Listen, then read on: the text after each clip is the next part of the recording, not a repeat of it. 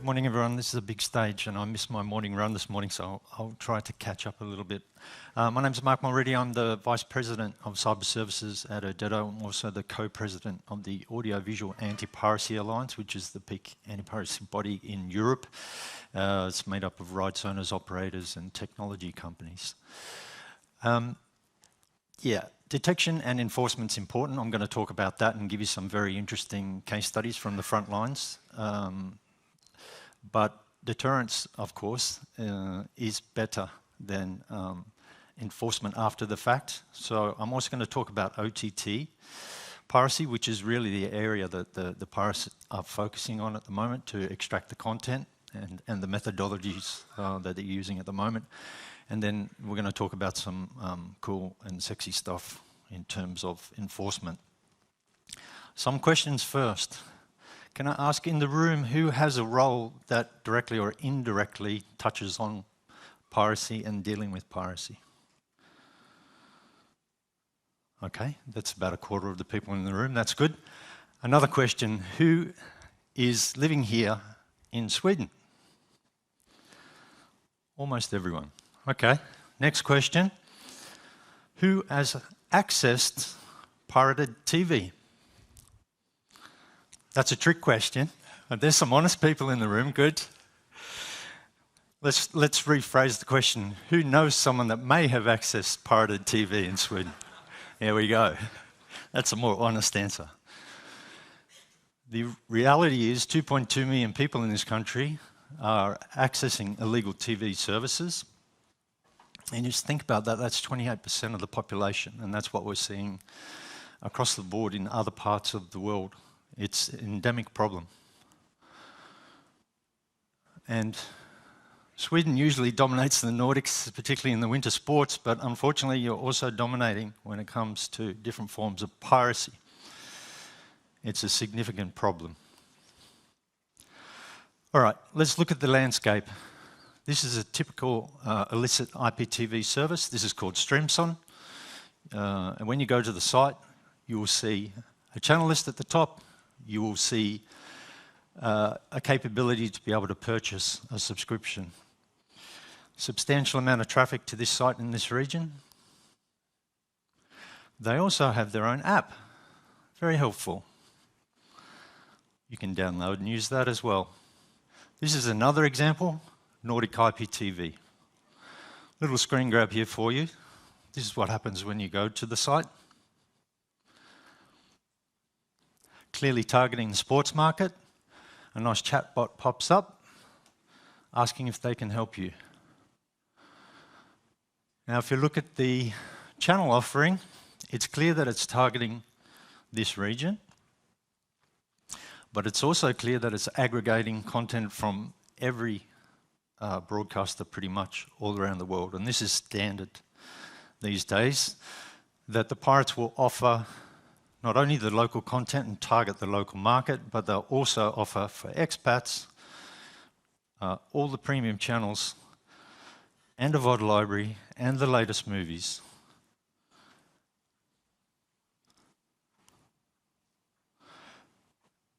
Now there's a number of players that you can also easily access from the app stores and third-party app stores, which will help you once you've acquired your subscription. You'll be given credentials. So if you load IPTV Smarters with your credentials, then you can access the content. And again, another little screen grab just to make the point, I guess, about how prevalent the problem is and how broad the channel offering is. I'm a cricket fan, so that's why cricket probably appears there. But as you scroll down, you can see almost 13,000 channels available. I don't know where people would find the time to watch all of this content. It's kind of scary when you see it. And this is competing directly with us. The price point is about $100 to $150 for a 12-month subscription, and you get everything. This is the movie library. And this is the series. All right. Now, if you're not particularly tech savvy and you don't know how to install an app, you can just buy a device that's preloaded, plug and play. All you need is an internet connection, connect the HDMI to your device, away you go. So where does all this content come from? Well, there's a whole industry of wholesalers of pirated content. This is just one example. This is someone who's selling what's called full Norway, which is all the Norwegian channels for 200 euros. And what we commonly see is these pirates will exchange playlists. So if they don't have US content, they'll get it from somewhere else, they'll aggregate it, they'll put it all into their panel, and then they start selling. There's a subscriber management system where any number of resellers can be provisioned, and all the money flows up the chain to the main pirate. Okay, we're going to talk about the DRM threats as well, but this is an example of someone who's selling a script. You can see at the bottom 80 scripts, in fact, for 5,000 euros that enable you to extract the DRM keys from pretty much anyone who doesn't have appropriate protections in place, and then aggregate all of that content into their pirate offering. And at the same time, they're sitting on your CDN networks. All right, OTT's exploding, yes, there's still a lot of growth. I think as Magnus said, we're still trying to make money in OTT at the moment. It's challenging, but on top of that, that explosion has led to a lot of OTT piracy and service abuse, mainly in the form of session sharing and content key harvesting. Credential sharing is that you will have observed being cracked down on by some of the major platforms at the moment. Now, the piracy techniques, VPN and proxy usage, that goes back to the blocking the guys were talking about before. That's a method of getting around dynamic or DNS-based blocking. And then there's also some methods for bypassing concurrency controls. Now that's fine, that's fairly limited in terms of the damage that can be caused, but the more problematic ones, and I'll explain how they work. This is just stream ripping, so using HDMI capture to extract the content after it's been decrypted. Then we have session token stealing, so that you can, there's various methods, I've listed the attacks there, where you can extract the session key, create a little proxy server, and serve it to any number of people who can then access the content without a subscription. Again, sitting on your CDN network. Then probably the most damaging one is the content key extraction. Similar methodology, compromised devices being used to extract the content keys and redistribute them. All right, so how do we deal with this problem? As I said, prevention is better than after the fact cure. I've listed here some of the components that are important. VPN and proxy detection, geo-blocking. I'm going to talk specifically about the data analytics and the threat intelligence components, but also concurrent stream management at app level and DRM level are important. Track keys, and I'll go into these a little bit more detail shortly. Watermarking also a key component to be able to track where the piracy is occurring, track it back to an account, and then take the appropriate actions. Tokenization. We still see a number of operators that don't have CDN tokenization. It's fundamental.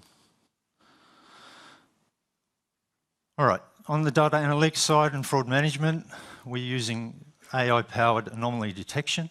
And I've listed here some of the use cases that help us identify what an account that might be used for pirates. This is where the battle is being held at the moment, because the pirates, of course, also work out how we are detecting them. They're also using AI. They're also pretending to be something that they're not to try and avoid detection at the moment. And I've got a case study to show you the type of data that we typically will identify from a client in a 7-day period using this type of methodology. Of course, the security assessment component is really important. Everything is digitized from the camera right through to the device, the phone, the tablet, whatever the consumer's viewing. And it is possible, if that chain is not secure, the pirates will try and exploit that and extract the content anywhere along that chain. So looking at your attack surface management is also very important. As I said, we just took a 7-day period for a typical customer. These are the type of attacks that we observed. A 2-step wide-vine level 3 attack, so yeah. So you're using browser developer tools then to decrypt the content and play it back. You're extracting the encryption key, a single step, using a refresh token. And we also observed some faked LG TV widevine, so faking an LG TV in order to try and look legitimate and normal and standard rebroadcast attacks. 7-day period, we saw 7 accounts, 48 transactions, using emulators and content decryption modules to be able to extract the keys. 48 transactions there. Then we saw also 5 additional accounts on the single-step key theft and 2 additional accounts with 88 transactions in terms of the faked LG TV.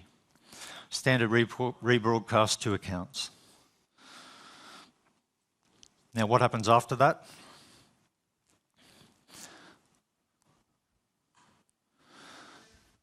Once we do detect,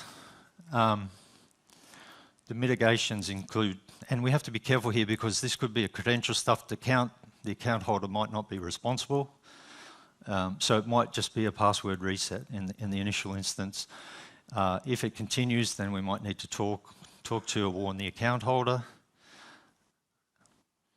And if it is, the more egregious attacks, then that's when you step in and look at taking enforcement action, building a case against the pirate. Now coming back to protection and prevention, we have technology deployed with our customers that enable us to block at the device level, to block on DRM metadata as well, and to block device family. Now there's a lot of legacy devices that are compromised. I think everyone in the room probably knows that there are some major DRMs that are compromised. I'm not going to go into the details of that.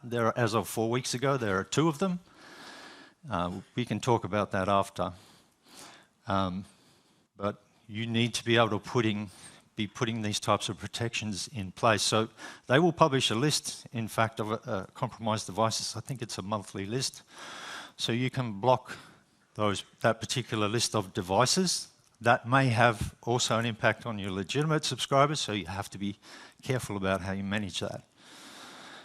And then we have session token binding, so that's binding the session token to the device ID, the specific device, and then device-specific policies and concurrent stream management and geo-enforcement on top of that are standard. All right, I'm going to talk a bit about the money and following the money and how we can disrupt via other means. I'm going to talk about payment disruption. As I said, when you go to these sites, again, some typical examples, you will see them advertising different methods of making payments. And you will see major payment platforms are being used by a lot of the pirate sites.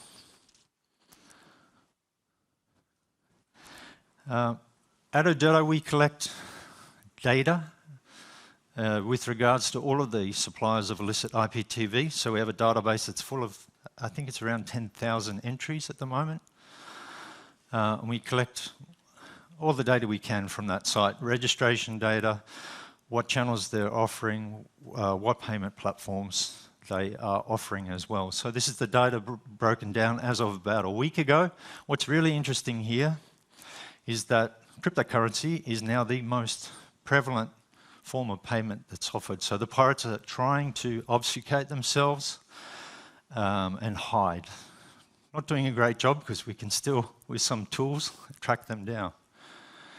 But you still see PayPal, Visa and MasterCard, American Express, a lot of other payment platforms, legitimate payment platforms being used as well. So, you know, we're working with these organizations. We help our clients manage this problem by contacting them when we observe this activity and asking them to stop providing services to these illicit websites and their owners. This is the breakdown on crypto.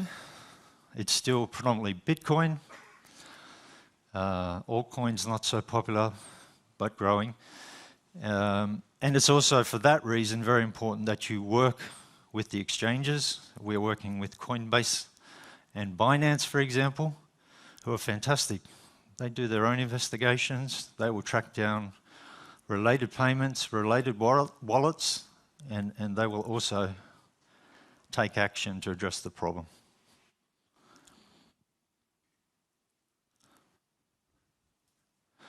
A little case study just to show the impact and the effectiveness of this particular service. This is a program that we did for an OTT operator, sports broadcaster.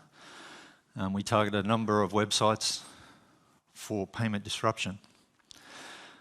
You can see the purple bar is the traffic prior to the payment disruption occurring, so the enforcement or the complaint, and the green bar is 1 month post. That's the traffic 1 month post. In a nutshell, 28% of them went offline, 54% average decrease in traffic. So it's very effective. It could be that we need to rinse and repeat in some instances because, for example, if they're using Visa or MasterCard, they might get a new merchant or try to get a new merchant ID to enable them to continue the business. But if they do that, somebody else will need to step forward and identify themselves. It cannot be the same party if action's already been taken. So again, very effective and disruptive method for dealing with piracy. All right, let's get into some case studies around enforcement. What we do for our clients, who are some of the major football leagues, studios and operators around the world, is we're targeting the worst of the worst. And generally, in most cases, sometimes it will be a civil enforcement, sometimes it will be a cease and desist, or we might even go and knock on the door of the suspect and ask them to stop doing what they've been doing. But a lot of times it will be a criminal enforcement. So we work with international law enforcement agencies, particularly Interpol and Europol. Interpol has a project called Stop Online Piracy, ISOP, where they have funding from the Korean police. And Europol has been for many years also coordinating the investigations into various forms of piracy and a good partner to deal with. The reality is with all of these cases, they're always multi-jurisdictional. You have targets in different countries, payment platforms, hosting. So it can be quite complex for law enforcement. We spend a lot of time training them, giving them technical training from our forensic experts to enable them to be able to effectively shut down these pirate rings. So we are looking to target the platforms that are making the most money. This is one example of a case that we undertook. This involved At the time, it was the largest IPTV network that had been enforced upon, 800 television channels, more than 30 countries, making around $8 million.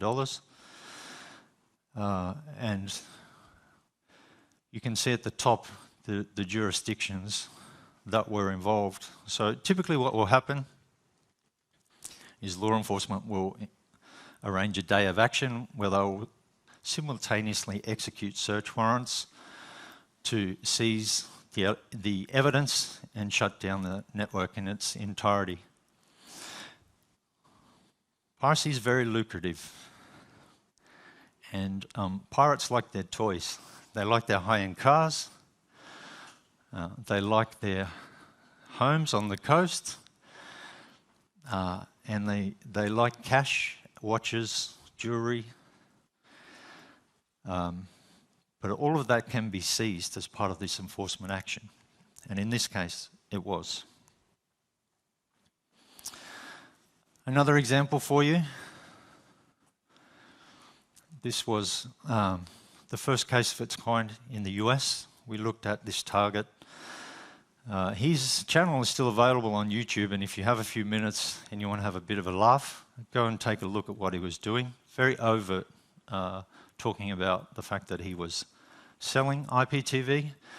Also, a lot of bling, a lot of cash, and a vast collection, which you can see in the background there, of cars.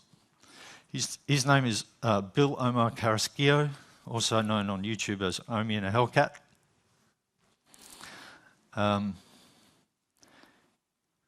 So we commenced an investigation. Standard practice is to make a test purchase to confirm that our client's content is being infringed. So we'll buy a subscription, we'll bring it into our lab, we'll do an analysis, we'll capture all the evidence, and then we'll put together a very detailed technical report that goes with all the open source intelligence and any covert intelligence that we might also receive, and we put that together for our client.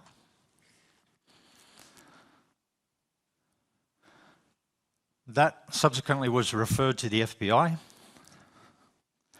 who did their own investigations, and they raided him at his home.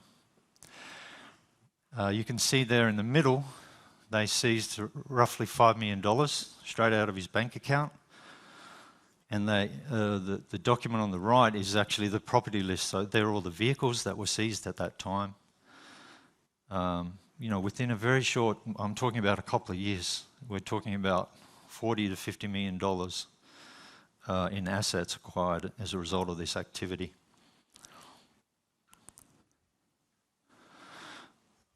So the investigation continued. He was eventually arraigned. Unfortunately for Mr. Carrasquillo, he didn't pay tax either on all this legal profit. So he was really asking for a jail sentence. And he got one. He's currently spending 5.5 years in prison.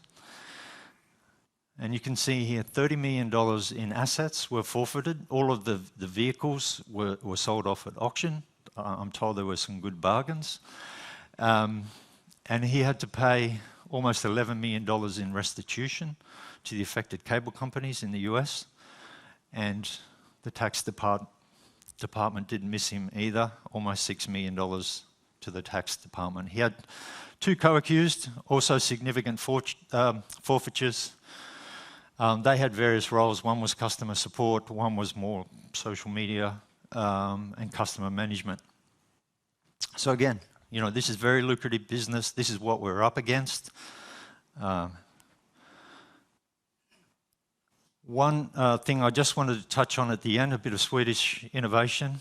The tax authorities here started looking into this. They did 80 in-depth investigations. Some of them are still ongoing. And what they're trying to do is to use the extraterritorial taxation powers to recover some of the legal funds and prosecute some of the parties that are involved in this.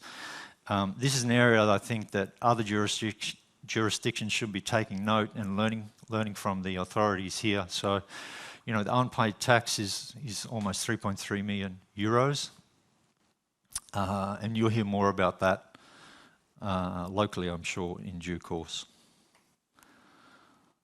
Okay, thank you.